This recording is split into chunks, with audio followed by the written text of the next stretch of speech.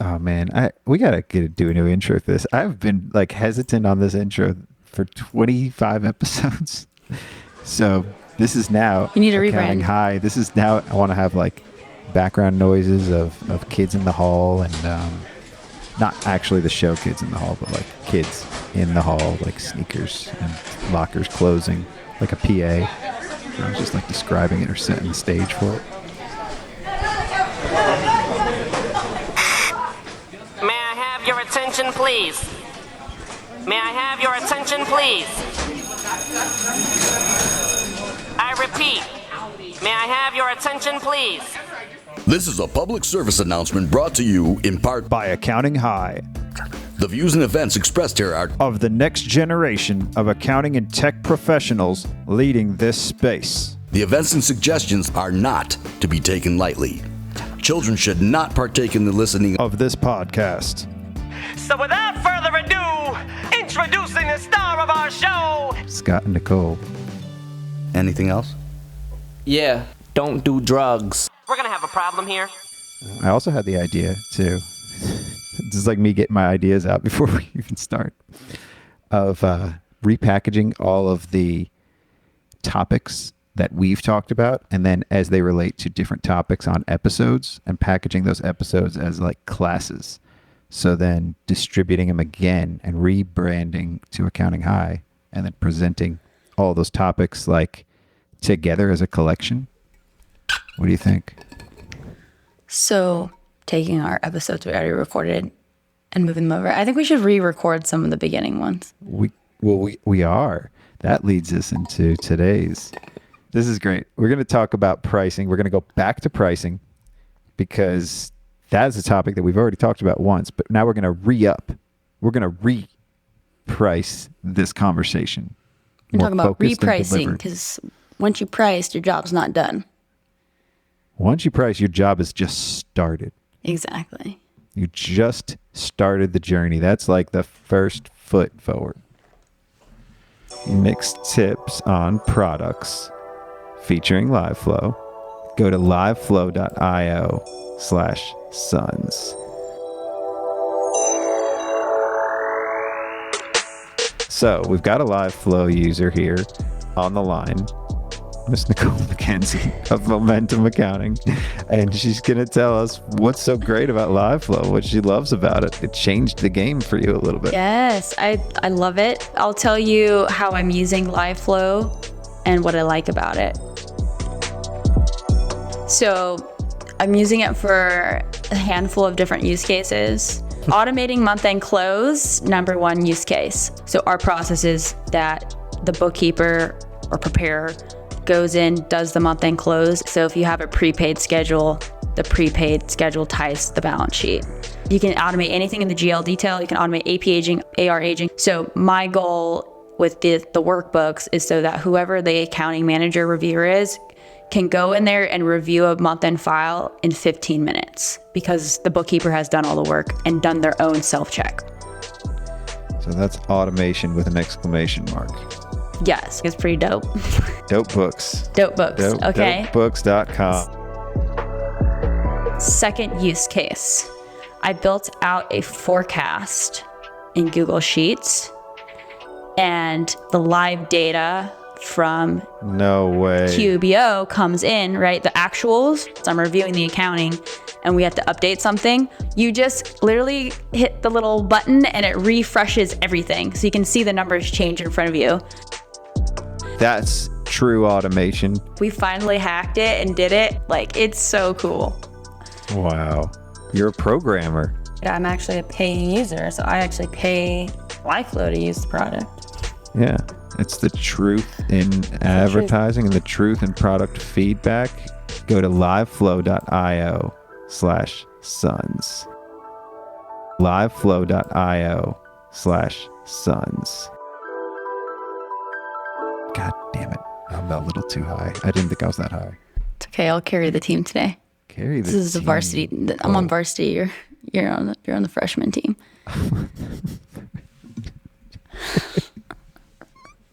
All right.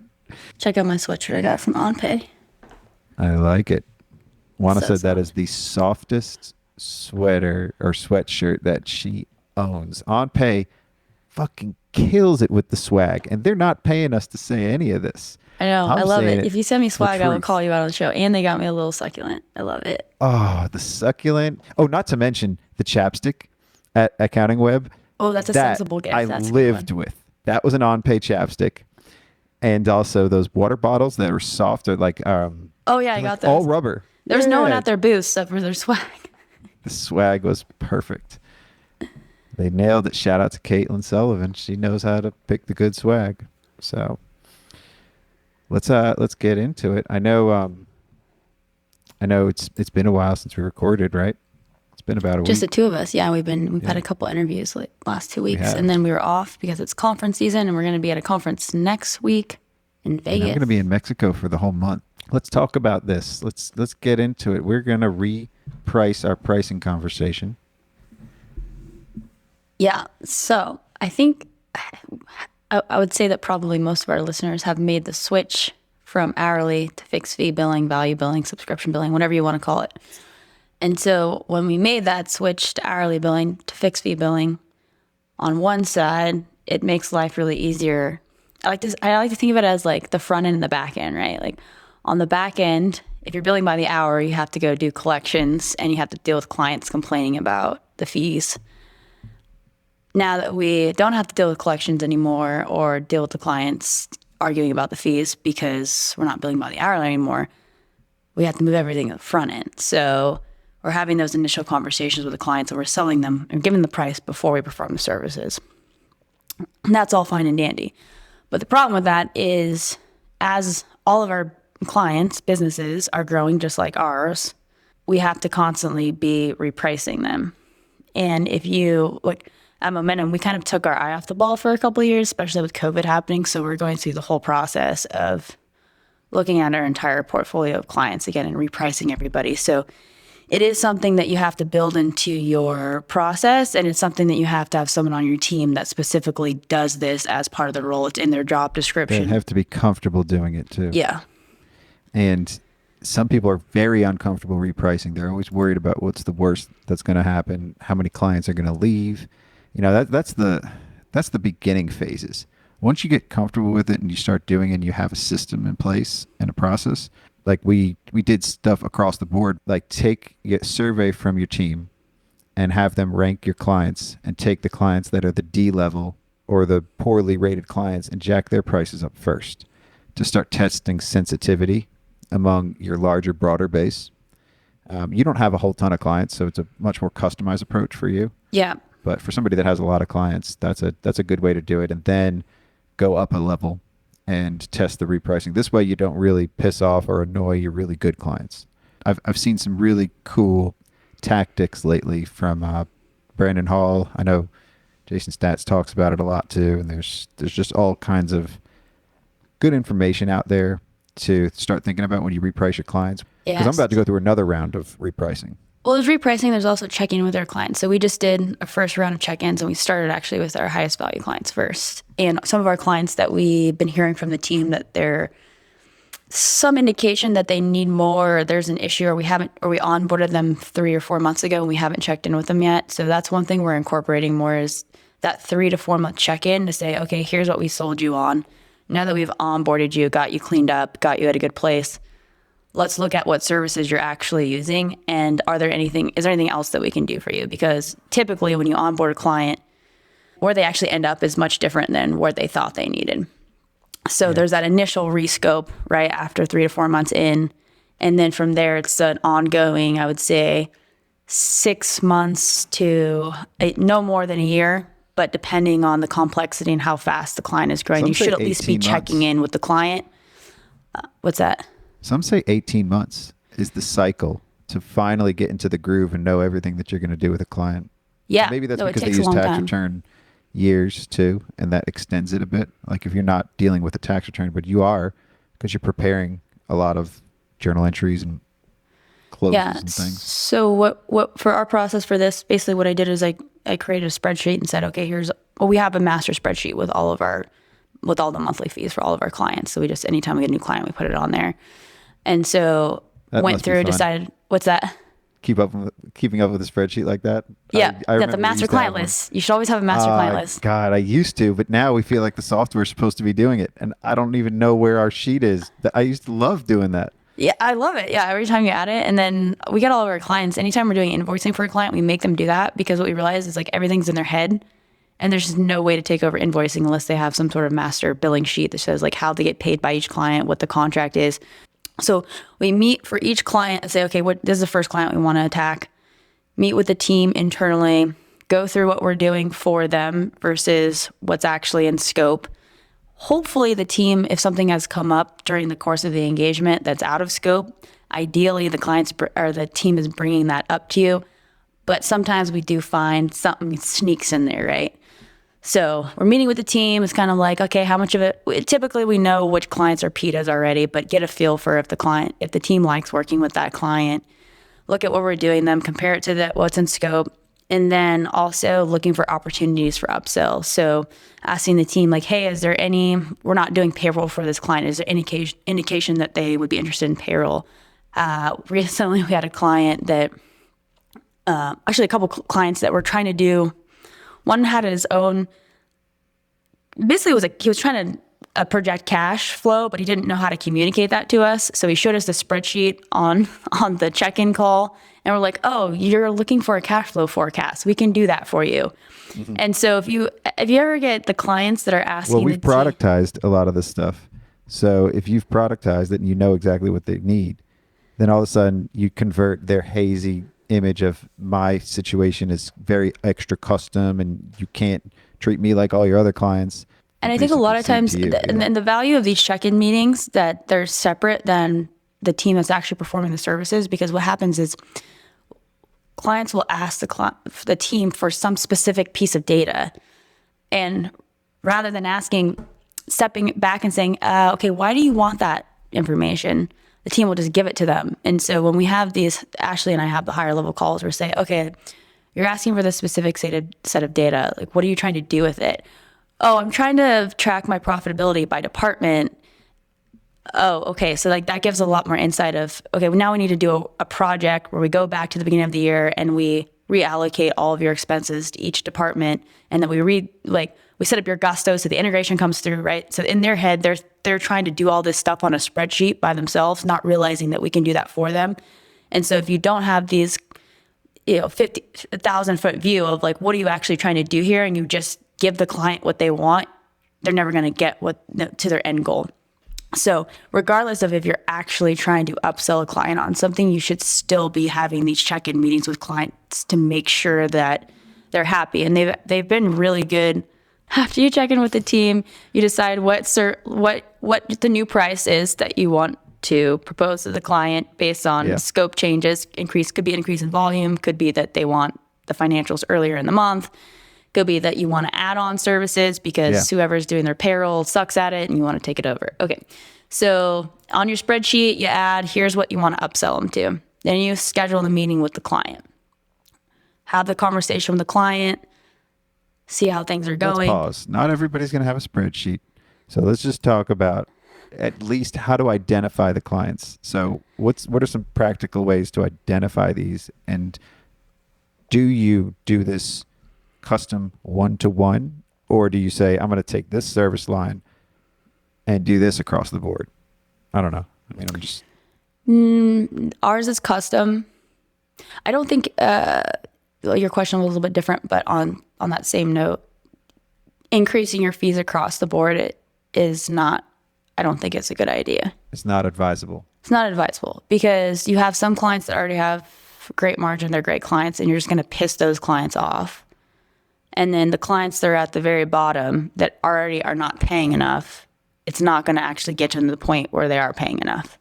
So, and I'm talking from a CAS practice, right? We don't do taxes. It's all outsourced accounting. We only have 35 clients. We're very embedded in their business. So it's going to be probably different than a tax practice that could do it across the board price increase and have a significant impact on the business. So now you got me worried because that's what I did. And I'm trying to think of, well, where do I go from here? Since I did it across the board, to all of our clients, because not all of our clients are the same. Maybe I should go back and do it again, a repricing of the lowest level, since it withstood everybody. Nobody budged, and we just repriced them back in December.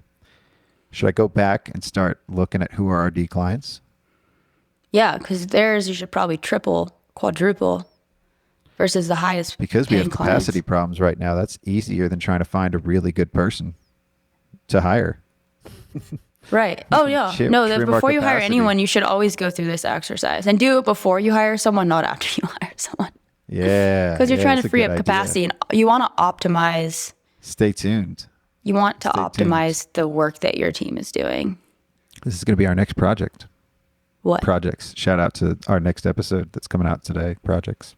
Oh, project. Oh, okay. Projects Cool, is coming cool. out. Yeah, I know. God, I Finally, forget that we do these recorded that. ones. Oh man, That's a good we recorded topic. that a while ago. Yeah, I like that topic. So, well, this this repricing thing has gotten off the rails a couple times, but let's reel it back in, and that's my fault mostly because I'm dazed and confused today. My head's on everything else. I'm on this rebrand. My head is not on repricing. I'm on rebranding. But since it starts with a we could talk about the rebrand too, right? Are we re-upping? This is the re-episode. Repricing. It's killing yeah, and my if you- OCD here because it starts with an R-E, not a P.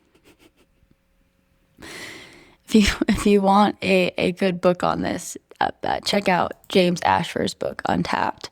He does really good on that one. Because I it's love all- the metaphors. Yes. Love the metaphor of looking at your clients like it's a coal mine and then you're sitting on a diamond mine where it looks like rocks on the outside. That's what a diamond mine is, right? The rocks are below the rocks, actual rocks of diamonds are below the surface. So it looks like any other dirty old rock, kind of like your client list. The diamonds are in the rough. Yeah, we just did 4 of our biggest clients. We have about $3,500 right now in upsells out the door waiting. We'll see. We just raised our minimum to $1,500 and we don't really want to do cash basis accounting more because our whole selling point now is, hey, we're going to take you on this journey. We're going to get you to 1 million to 10 million revenue. And to get you there, you have to be on accrual basis because we're going to help you. You're going to get to a point where you need to be able to look forward. In order to look forward, you have to be on accrual basis. And this is why you have to be on accrual basis. So for some people, they may think that's too much. This is just a small business. And that's fine. If you want to file your tax return and for compliance, cash basis is fine. But if you want to grow and get to the next level, then you need to be on accrual basis. And those are the types of clients that we want to work with. Every time I do this exercise, I'm like, man, I think we can get to 50% profit margin. If we just, all I'm trying to do is focus on profitability and great clients. And I don't care how slow we grow. I just want a good portfolio of clients and I want to be highly profitable. Yeah. So slow growth is actually better. It's advisable because I've been doing slow growth for a while and it's much more intentional. You don't feel like your hair's on fire or things are out of control. You feel very well rested all the time. This is what Chris preaches, is like keeping things slow, steady, and natural. And it works. So I think a lot of firm owners think that they don't have time to go talk to clients. I mean, it takes a lot of time, right? Like I was telling you about my process of going and talking to the team, and then you're talking to the client, and then you're putting the proposal together, then you're following up with the client, then you probably have to have another call with them. It takes a lot of time. So think about So Ashley is way better at this than I am because I will, if I would do the pricing, we'd be making half the money that we do. She's way more aggressive on it.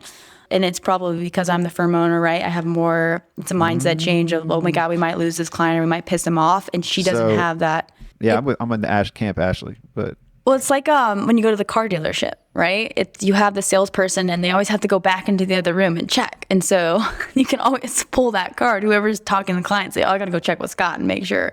I love that. Yeah. So there is that. I got to go check to see if we can lower the amount for you. Yeah, exactly. And they feel like you're doing a deal for them. I can't do it when I'm alone. Like if I give somebody a price, I don't ever lower it because then what the fuck is my word worth? If I've given them a price and then they can talk me down in the beginning, they're always going to talk me down.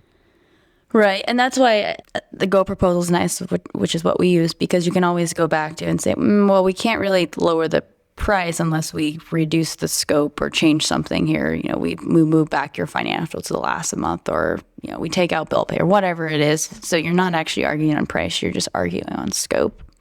My point is with that is it may be worth the cost of hiring somebody to, depending on how big your firm is, that can just do repricing.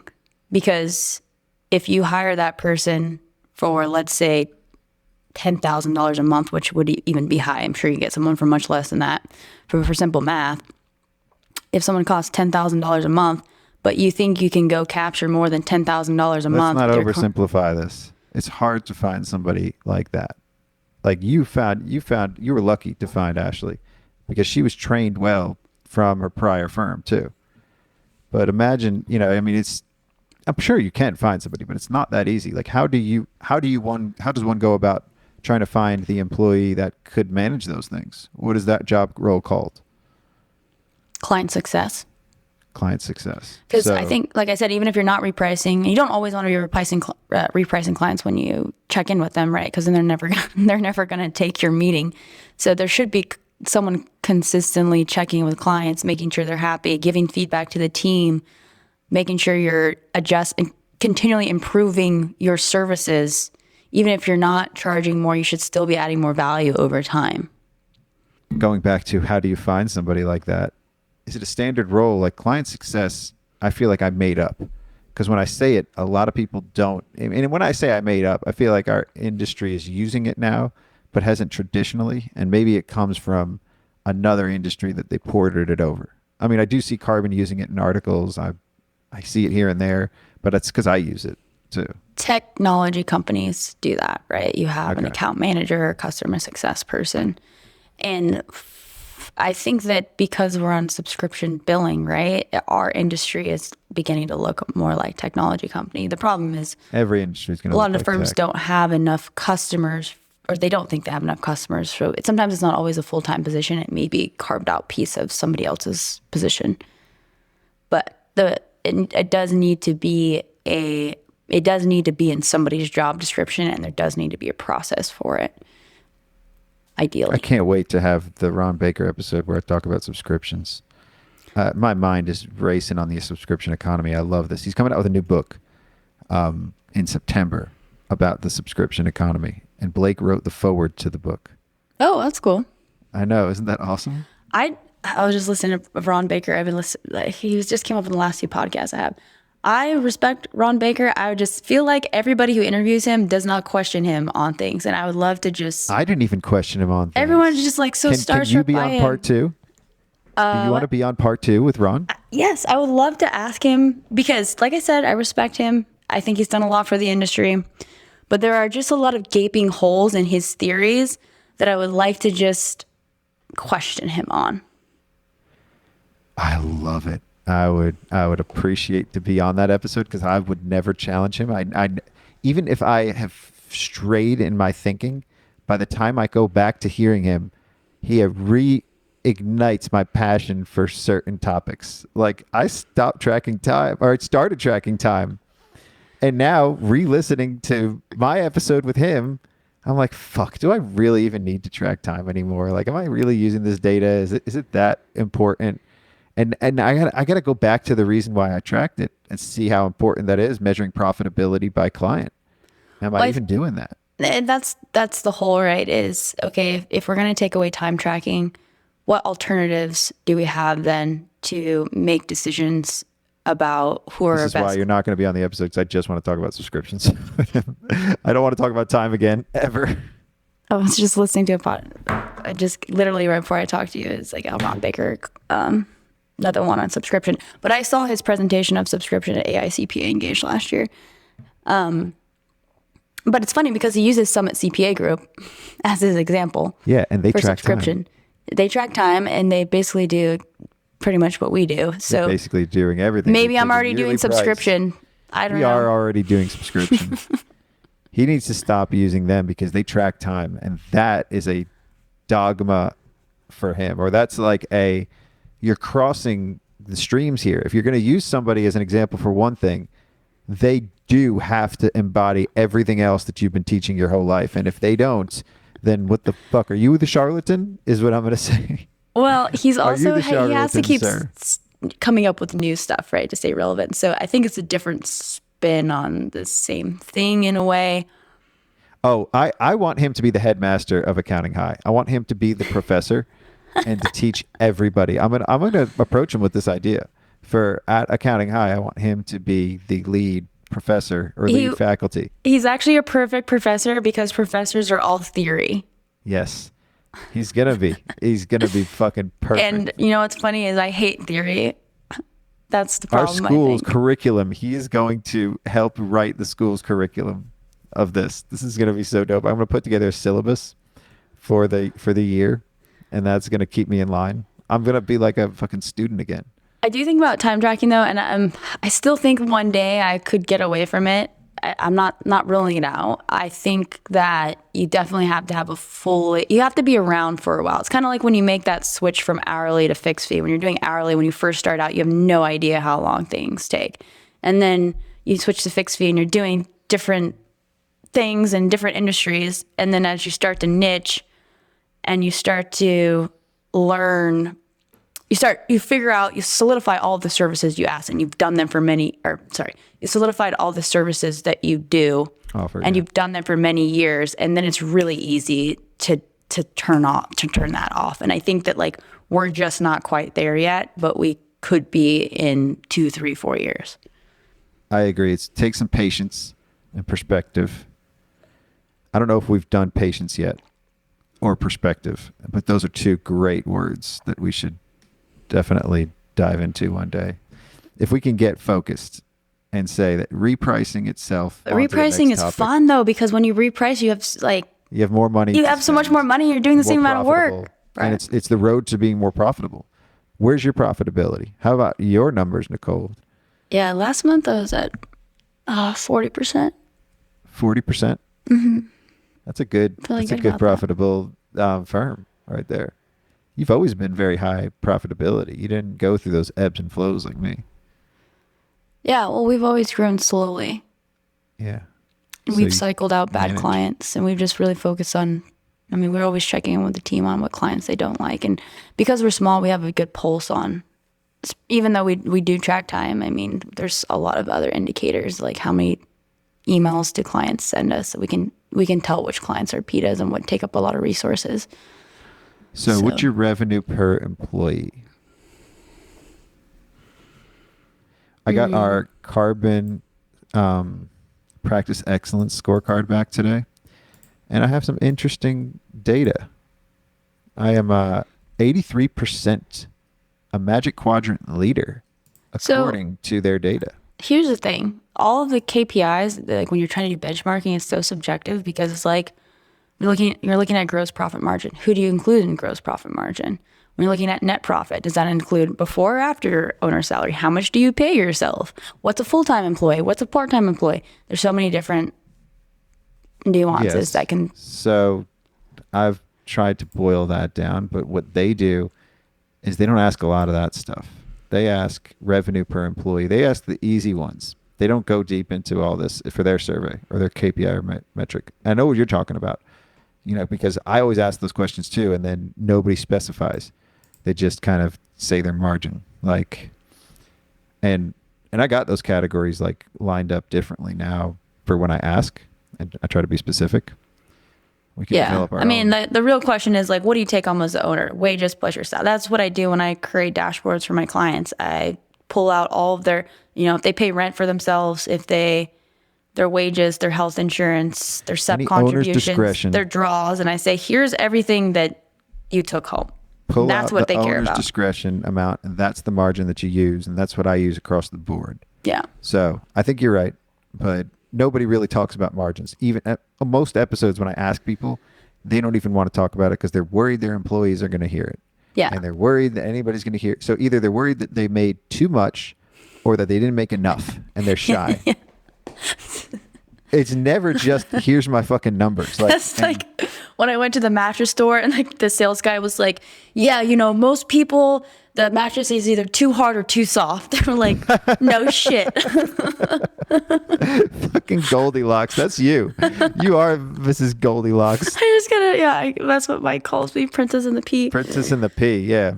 You still are on the mattress journey. You're going to be on that journey for your whole fucking Now life. I need a new pillow because the mattress changed. Ugh, it's so annoying. It's like when you're a girl and you have to like change your clothes.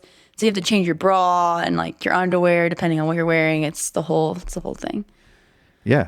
I mean, I can kind of agree because all my clothes have to match. And if I change one thing, then I have to change everything. It's like an OCD thing now. It's really bad. I have to change my watch band depending on the color shirt that I'm wearing. You get it. So let's reel this into repricing.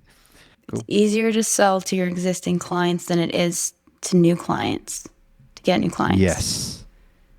And if you have great clients that appreciate what you do, your team likes working with them, why would you not go out and sell them more services rather than than onboard a new client? But I like it. There also is a sweet spot. So what we're realizing is you almost don't want to go too high, right? For us, okay, this is because we're outsourced accounting. And so when we get to that like $7,000, $8,000, $9,000 a month range, then the trade-off is, do we hire an in-house accountant? So there's a little more concentration risk on our side. So we're finding that like $5,000-$6,000 a month is, at least for right now, is the max that we want to be. So I think you always have to be careful about that. I like that. You know, in any case, you're always risking phasing yourself out and then saying, what else is out there? Like the second somebody decides to question the price, then they start looking at what else is out there. And then they realize, I mean, honestly, if you're secure in what you're offering, it doesn't matter, but you're going to risk losing a client by pricing it too high, inevitably. Yeah. And if it's somebody you don't want to risk losing, then how do you price profitably and effectively without driving them away? Like this is the hardest thing about our profession is there really is no clean metric to barometer price. And that's the fear that I have with what Ron Baker does is he makes you think sky's the limit, but it's really not for some of the basic stuff. He makes you think you could price this however you want. And I've gone in with the confidence of repricing everybody across the board, and it works out very well. The end result is great. This whole 80-20 principle really works. Yeah. But if you start doing it slowly, then you really do start to second question every little thing you do because you keep attaching it to your emotions and how you feel about, and you're only remembering like the closest one. But I must agree that some of the broader sweeps that I did and changes that I made as a result of listening to his theories have worked out very well. I don't shake my hand and fist, but whenever I slow things down and then try to look at it individually, that's when I'm like, I need a fixed price. I can't just keep value pricing because it's not scalable. Now at this point, it's not scalable. And I think if it's a fixed position based on if this, then that, just like the algorithm in Go Proposal, if you really do have a stronghold on how you're pricing it and you only use certain factors to change things, then we're going to get back to a more decentralized approach where anybody can use that. Every episode I've listened to is I just wait for you to use that episode. I don't think there's been one episode you haven't used decentralized. And you know who brought that into my brain is the guy who wrote Untapped. Yeah. You know, I thought it was funny and I didn't realize this. So James's whole thing is that your employees, if you had a 20-person firm, your employees should be upselling the clients or acknowledging when the scope changes and sending them a proposal. That's crazy. That's exactly what I mean when I say decentralized. Every time I've said it, I'm talking about that. Isn't that fucking nuts? Like you could be repricing all year round. I mean, can you imagine the impact that would have if everyone on your team had the power to send out a new proposal to the client? I mean, that would be chaotic. I can't imagine, but it really got me thinking about that. If they can manage the relationship and they can manage the no's and yeses and they understand the value that they're bringing, that's not chaotic at all because they can handle each individual case. Yeah. I'm ready for that shit. I think that gets back to niching, right? And everyone talks about that, but that is true because if you have a set of services that you provide for a certain industry, it's way easier to delegate that to the team versus if you're working with clients in cannabis or have inventory or have or professional service. Like, how do you price that stuff? It's pretty difficult. Yeah, I know. So how do you standardize it? You start focusing first. Comes in phases, right? So the pillars of a firm comes in phases. You notice how I had to throw another P in there because phases is a P. Doesn't sound like a P, but it's a PH. Phases of changes of your firm have to start from within. Start with your why. So from the inside, start with the clients that you like helping, the clients that your team likes helping. I'm going back and rethinking my purpose of the firm, and I'm going to white label it and then figure out where I'm going to go from there. I don't even really know. And I've been rethinking this forever. But then once I do decide which way we're going to lean, I'm going to probably retitle it to that, and only take on clients from that industry or from that specific persona. And the title, whatever it is, will be directed at that persona. That is if it doesn't become momentum. And I just give up.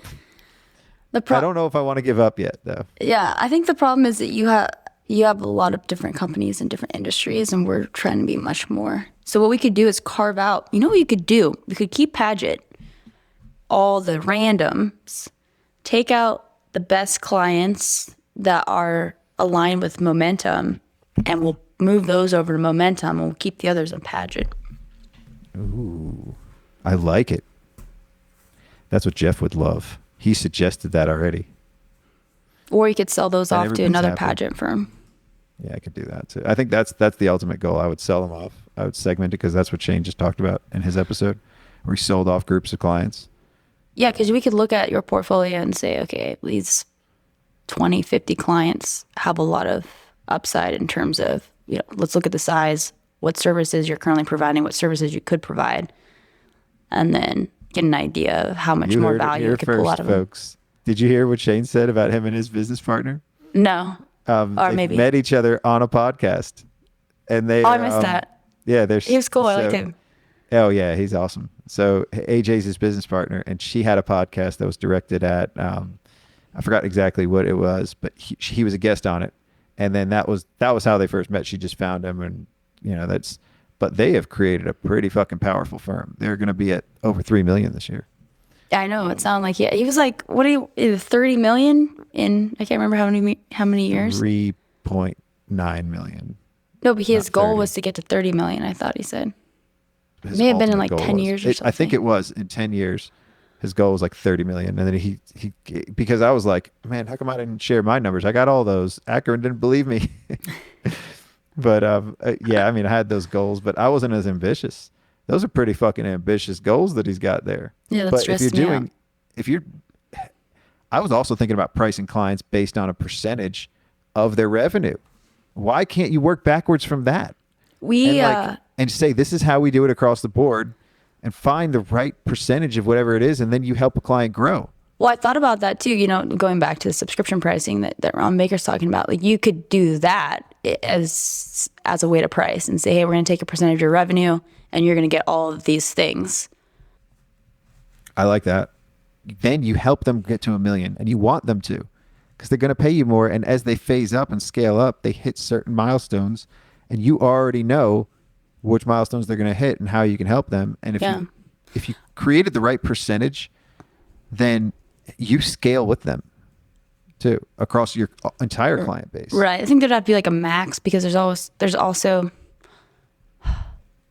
like, to your point about Ron Baker saying, charge this crazy amount, which is all great in theory, but that's assuming there's no other competition in the marketplace, or they can't hire an in-house person, which I think a lot of the times we add more value than an in-house person would.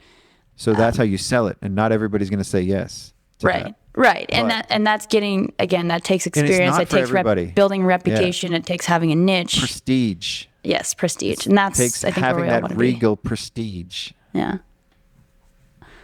That's where I want to be. prestige where you're just like, hey, dude, like, we're not a Ford. Yeah. And you know Or a what? though? Ferrari. Everybody's happy when they can afford the Ferrari, and they're proud that they paid that much. Yeah.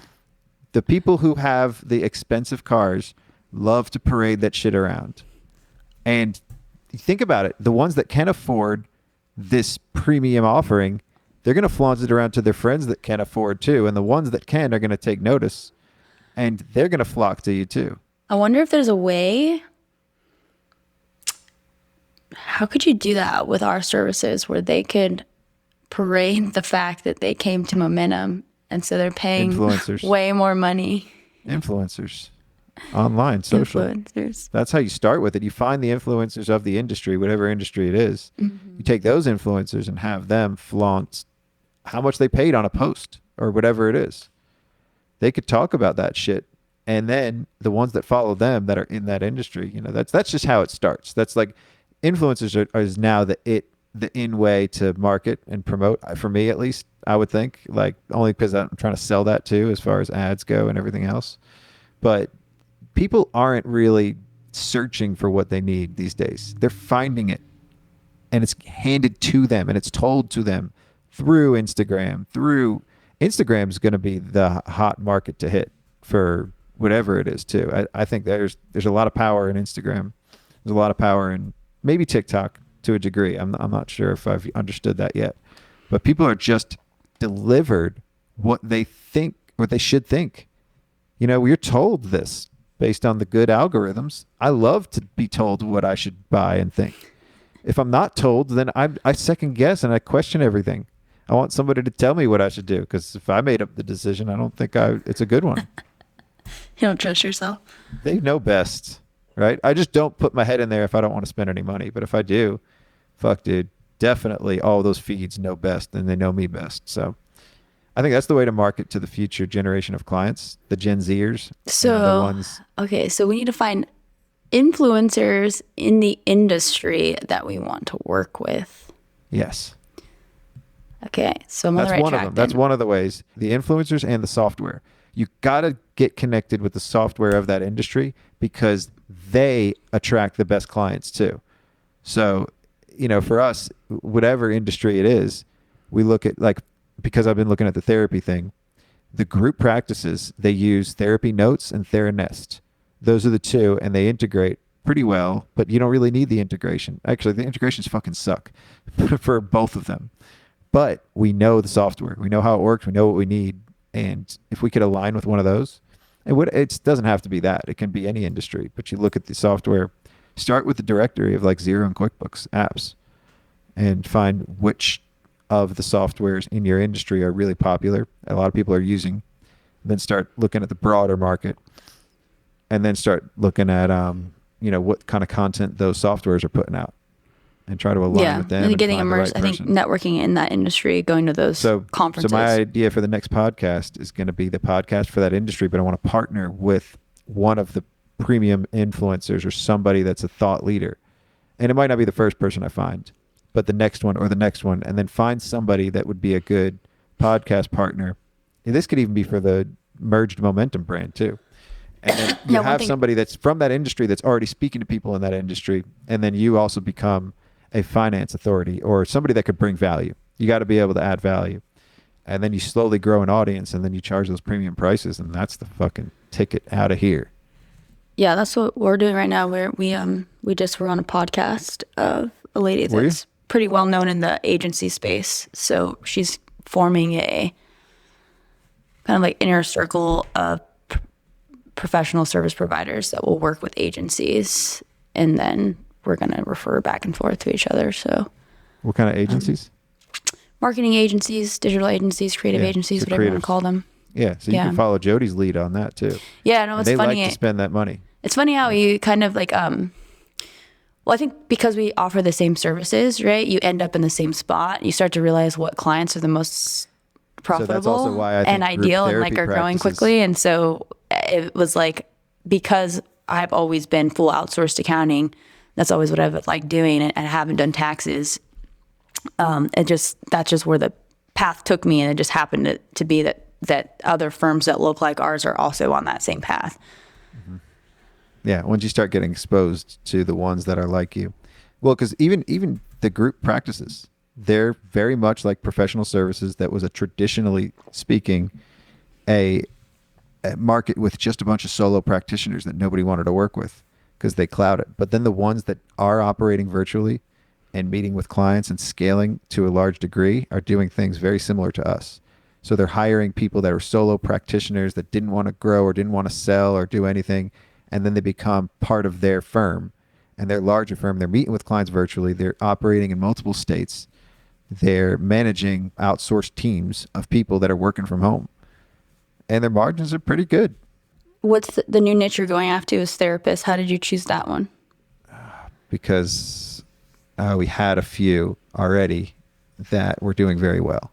And we saw the model, and one of them just recently sold. And we said, if we could see somebody through from beginning to end like we did her, and she sold for $10 million. She had only about $2 million practice.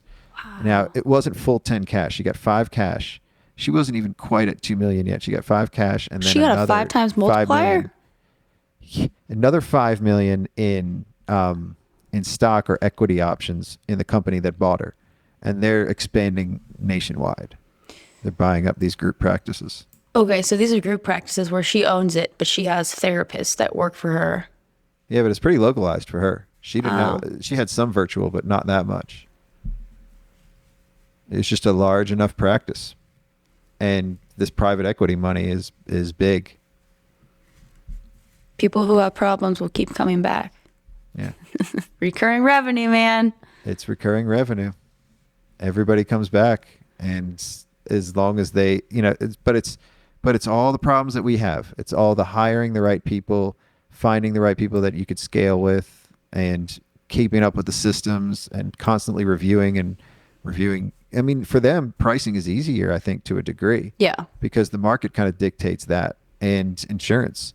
So, it's dealing with all the insurance companies and dealing with the medical billing. Some of them have to do that. Some of them don't.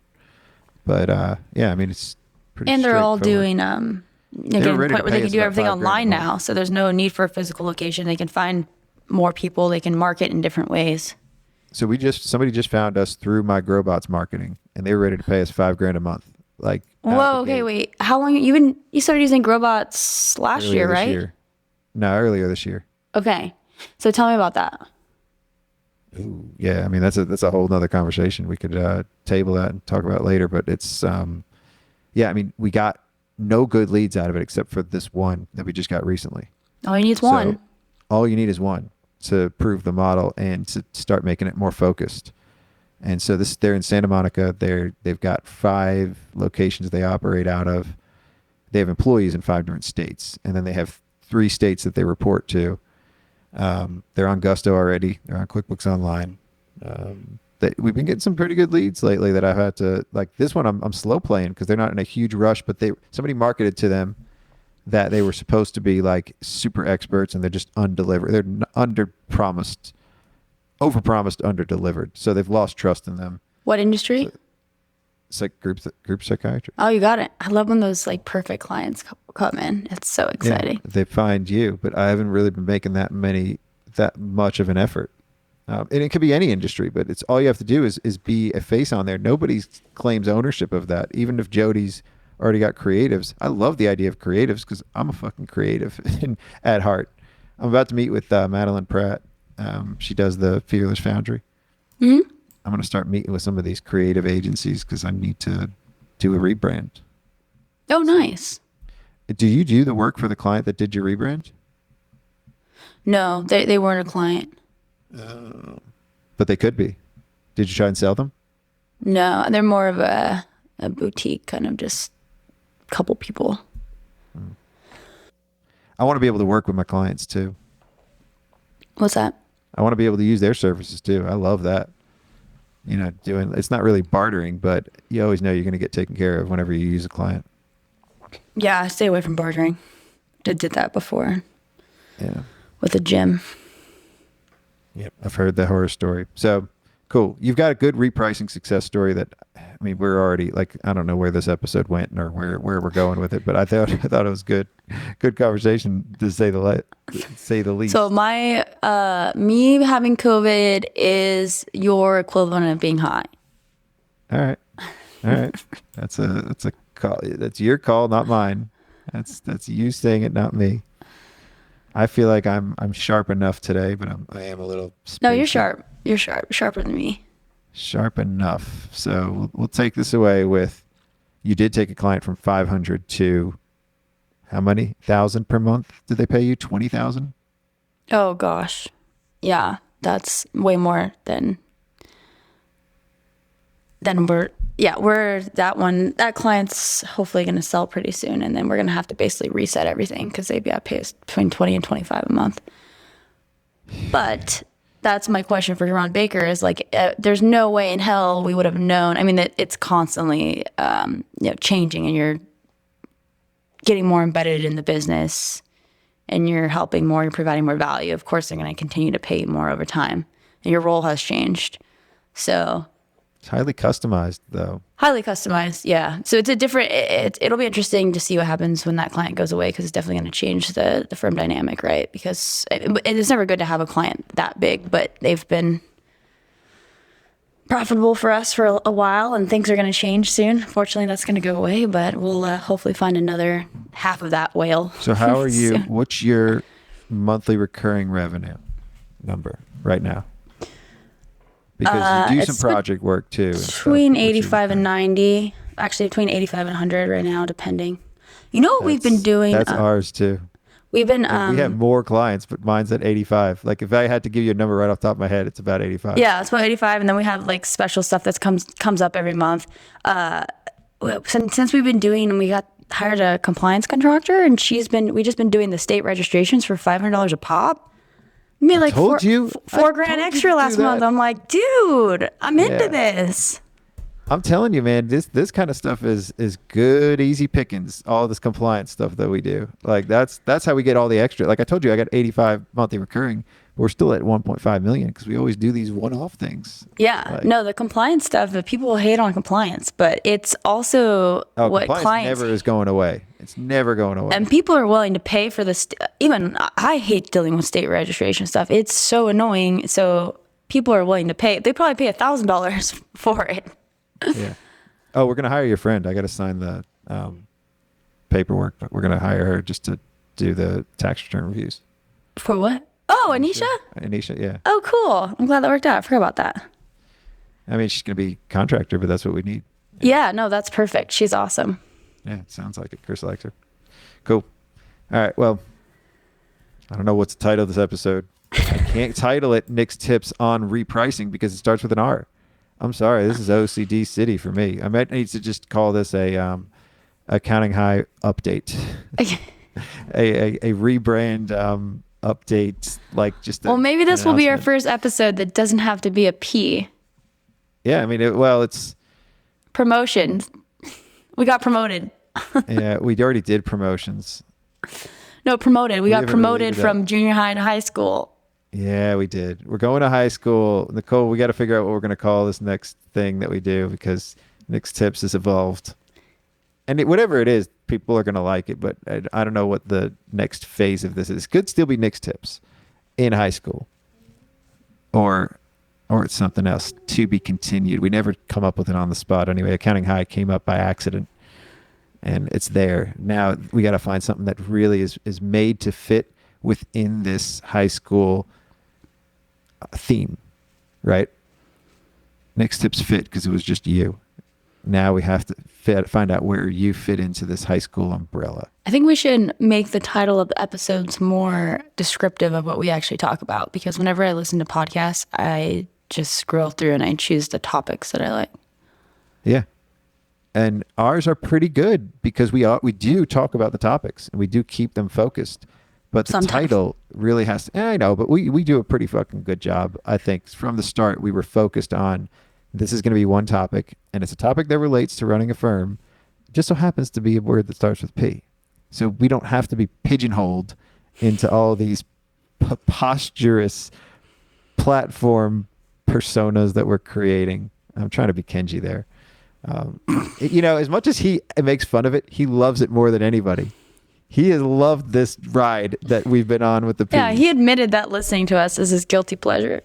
It is, yeah. And you know what? Basically saying we're trash TV. Powder the keg. Yeah, power to him. I honestly think that this is evolving, but you could keep doing the P thing and it still works. Like this, in school where like the extracurricular activities, electives, like there's all kinds of things that happen in school that this could fit right in, and I just don't know what it is. It's like right beneath the surface. I think I'm going to model the cover off of Fast Times at Ridgemount High, but call it Accounting High, and make it look like the Fast Times logo. I was thinking Dazed and Confused logo, but it doesn't look as iconic. If you look up Fast Times at Ridgemount High, you'll know what I'm talking about. It was like a really popular movie in the 80s. I think it was 80s. Maybe you're too young for Ridgemount High. 35th anniversary. Yeah, I'm 1 year too. Too young for that. Young. I'm kind of too young for that. Dazed and Confused was my era. I would prefer to do Dazed and Confused, but I just kind of liked the logo of that. There's just all these things beneath the surface, I think. I mean, all of the You're like best high school or all the best shows and movies were always about high school. Always. Stranger Things is in high school now. Okay, I was wondering if the kids were still going to be in it because I thought that maybe they were too washed up now. Oh, no. They do look washed up. Some of them definitely do, like, went through. They're not cute anymore. They're not as cute. Yeah. And, like, I'm still trying to get a hang of it, but it's also not the same kind of horror. This is a whole different level of scary on some of these. Really? Not scary, but yeah, I mean, so yeah. So, it's on our list to watch. Yeah. So, Nick's Tips. Stay tuned for more on our Accounting High. Journeys in Accounting High. Peace out. Peace.